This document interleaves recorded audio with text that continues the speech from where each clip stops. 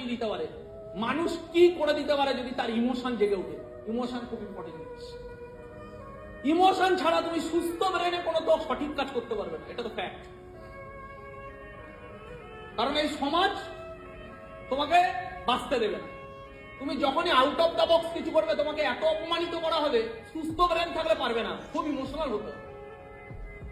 ভগৎ সিং 110 দিন না খেয়ে আন্দোলন করেছে, সুস্থ ব্রেন না, ইমোশন চরমে ছিল। বুঝতে পারছি? হ্যাঁ না বোঝাতে পারছি না? চরমে ছিল।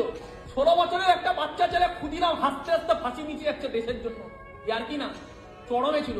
আমাদের অ্যাসোসিয়েট 16 বছরের বাচ্চা ছেলে মেয়েদেরকে আমরা বলি জয়েন করাতে না। কেন? কারণ 16 বছরের বাচ্চা ছেলে সারা বোঝ বুদ্ধি নেই, স্মার্ট ভ্যালু বুঝবে না, ওই 2 দিন পরে গিয়ে পালিয়ে যাবে। ও সারা প্রেম বোঝে, স্মার্ট ভ্যালু বোঝে না। তাহলে এই দেশের মাটিতে 16 বছরের ক্ষুদিরাম জন্মেছে যে দেশের জন্য ফাঁসি নিতে গেছে, আর এই দেশের 16 বছরের ছেলে সারা প্রেম বোঝে, ফেসবুক বোঝে, স্মার্ট ভ্যালু করে জীবনে দাঁড়াতে হবে, এটা বোঝে। ইমোশন, ক্ষুদিরামকে ক্ষুদিরাম মানিয়েছে ইমোশন, সম্ভাজিকে সম্ভাজি মানিয়েছে ইমোশন।